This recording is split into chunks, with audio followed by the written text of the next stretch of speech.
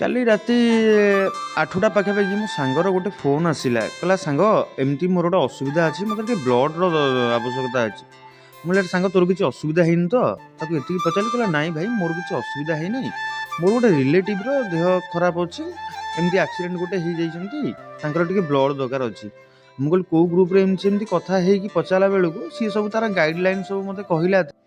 ମୁଁ ବ୍ଲଡ଼ ଦେବାର ନୂଆ ଗାଇଡ଼ଲାଇନ୍ ବିଷୟରେ ସବୁ ଜାଣିବାକୁ ପାଇଲି କି ଯେ ମୁଁ ଟାଟୁ କରିଛି ଯେହେତୁ ମୁଁ ଆଉ ବ୍ଲଡ଼ ଦେଇପାରିବି ନାହିଁ। ତାପରେ ମୁଁ କ'ଣ କଲି ନା ମୁଁ ସାଙ୍ଗେ ସାଙ୍ଗେ ମୋର ଗୋଟେ ସାଙ୍ଗଟିକି ଫୋନ୍ କଲି। ମୁଁ କହିଲି ସାଙ୍ଗ ଏମିତି ଗୋଟେ ପିଲା ଅସୁବିଧାରେ ପଡ଼ିଛି, ଚାଲ ଟିକେ ବ୍ଲଡ଼ ଦେଇକି ଆସିବା। ସିଏ ଆଉ କିଛି ନ ଭାବି ମୋ ସାଙ୍ଗେ ସାଙ୍ଗେ କହିଲା ଚାଲୁନୁ ଯିବା। କେଉଁଠି ଯିବା? ମୁଁ କହିଲି ଏସ୍ସି ବଡ଼ ମେଡ଼ିକାଲ ଯିବା। ସିଏ କିଛି ନ ଭାବି ନା ମୋ ସହିତ ସାଙ୍ଗେ ସାଙ୍ଗେ ସିଏ ପଳେଇ ଆସିଲା। ସେଥିପାଇଁ ସାଙ୍ଗମାନେ ଜୀବନରେ କିଛି ଥାଉ କି ନଥାଉ ଗୋଟେ ଏମିତି ସାଙ୍ଗ ଥିବା ଦରକାର। ତମର ବିପଦେ ଆପଦରେ ସବୁବେଳେ ପାଇଁ ଛିଡ଼ା ହେଉଥିବା ଦରକାର। ଟଙ୍କାର ସାହାଯ୍ୟ ନ କରିପାରୁ, ହେଲେ ଏ ସାହାଯ୍ୟଠୁ ମୂଲ୍ୟବାନ ସାହାଯ୍ୟ କିଛି ନଥାଏ। ରକ୍ତଦାନ। ସିଏ ଆସି ଆରାମସେ ବେଡ଼୍ରେ ଶୋଇ ବ୍ଲଡ଼ ଦେବାକୁ ଲାଗିଲା। ଯଦି ଭିଡ଼ିଓଟି ଆପଣମାନଙ୍କୁ ଭଲ ଲାଗିଥିବ ନା ନିଶ୍ଚିତ ଭାବେ ସେୟାର କରିବେ ଏବଂ ସବସ୍କ୍ରାଇବ୍ କରିକି ଯିବେ। ଆଉ ଗୋଟେ ମିଠା କମେଣ୍ଟଟେ କରିବେ ନିଶ୍ଚିତ ଭାବେ। ମୋ ସାଙ୍ଗ ପାଇଁ ଗୋଟେ ମିଠା କମେଣ୍ଟଟେ ନିଶ୍ଚିତ କରିକି ଯିବେ।